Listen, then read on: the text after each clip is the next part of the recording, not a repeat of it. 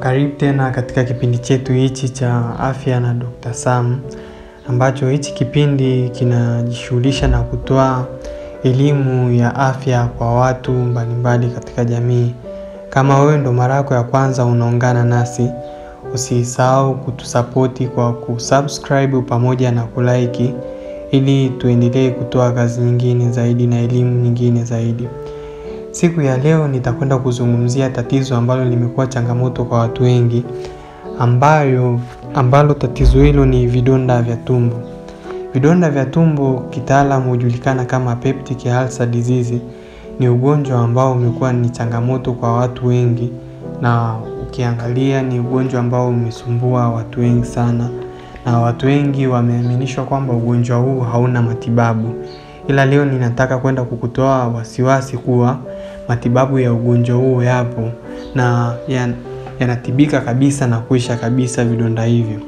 Ungana nami katika kipindi hichi mwanzo mpaka mwisho wa kipindi hichi ili uweze kugundua mambo yote yanayohusiana na ugonjwa wa vidonda vya tumbo.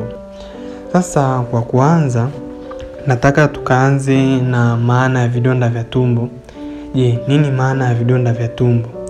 Vidonda vya tumbo ni majeraha ambayo yanakuwa katika tumbo. Umeona, ni majeraha ambayo yanakuwa katika tumbo, na majeraha haya husababishwa na uzalishaji wa hydrochloric acid na bakteria aitwaye Helicobacter pylori.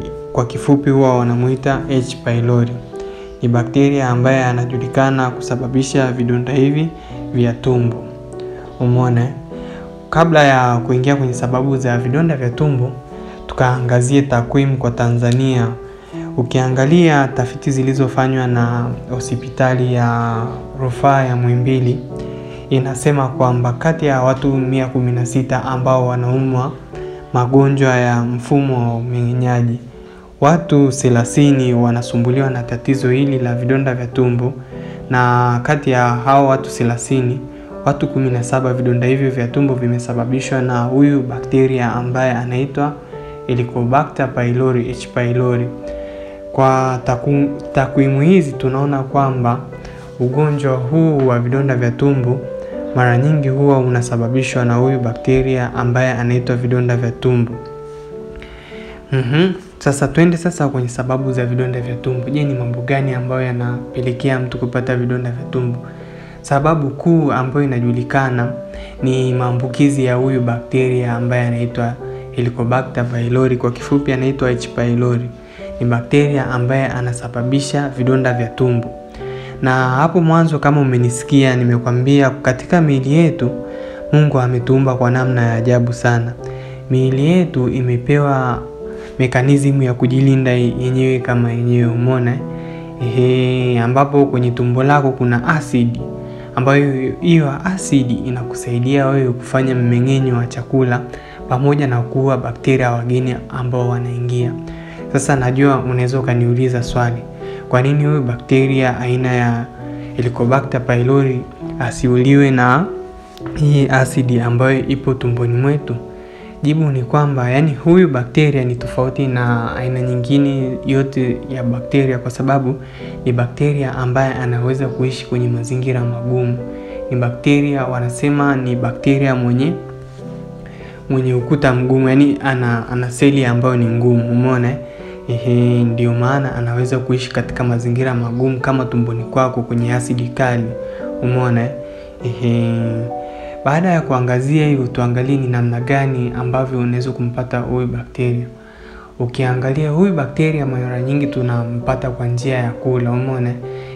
Unakuta mtu unakula vyakula ambavyo haviko katika hali ya kiafya, na maanisha ni vyakula ambavyo sio safi na salama. Mfano, unaweza kuta mtu, mfano sisi wa Tanzania tuna tabia, unakuta umepika usiku, jioni tunakuja kukila tena kile chakula. Sasa unakuta uhifadhi wa kile chakula sio mzuri. Sasa kile chakula kinapokutana na huyu mdudu aina ya Helicobacter pylori,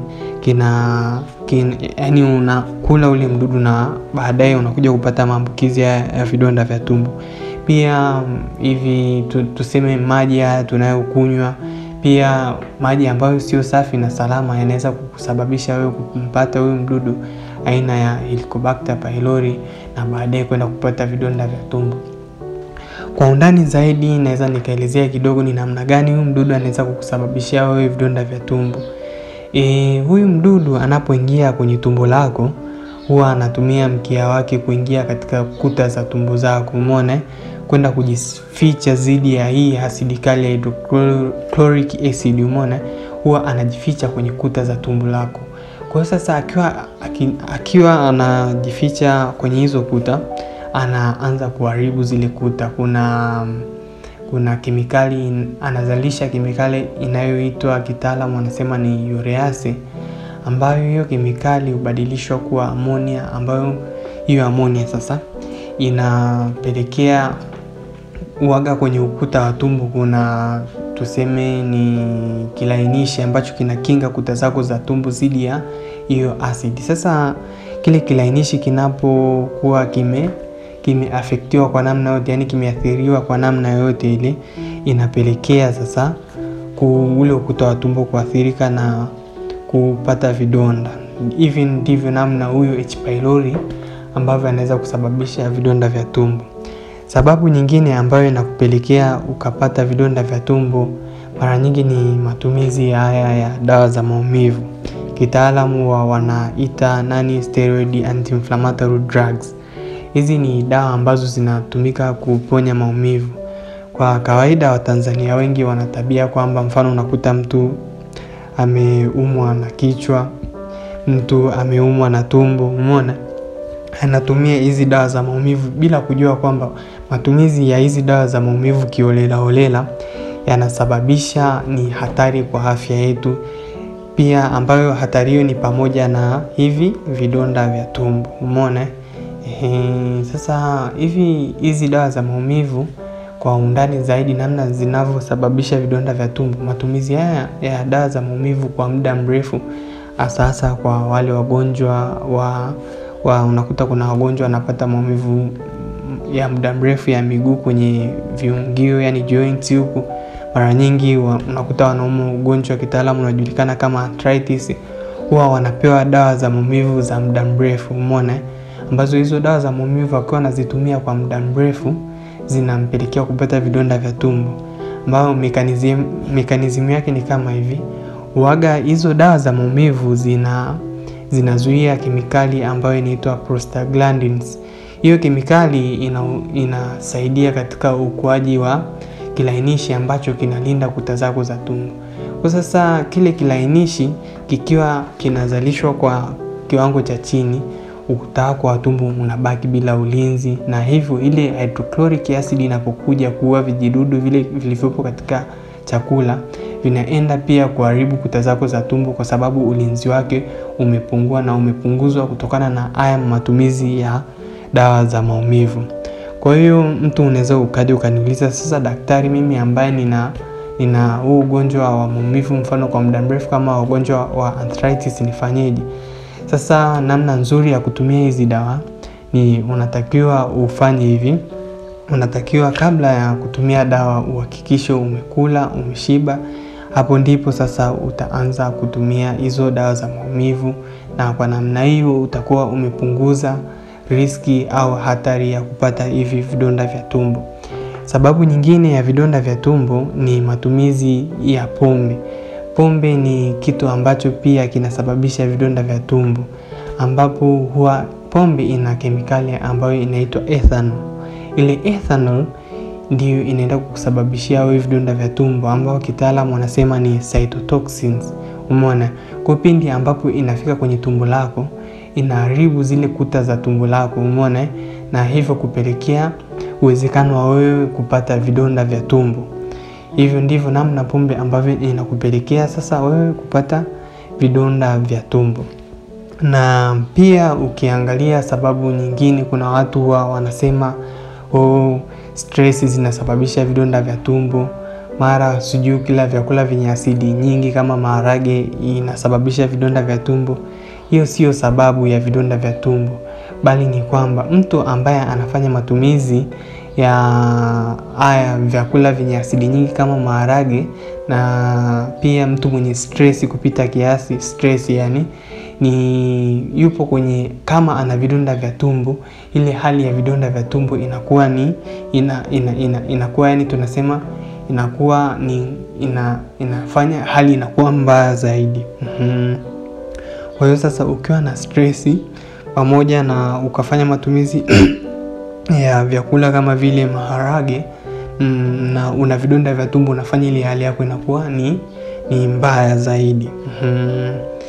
Na pia kuna watu wanasema kwamba ukitumia maziwa umeona ni dawa ya vidonda vya tumbo.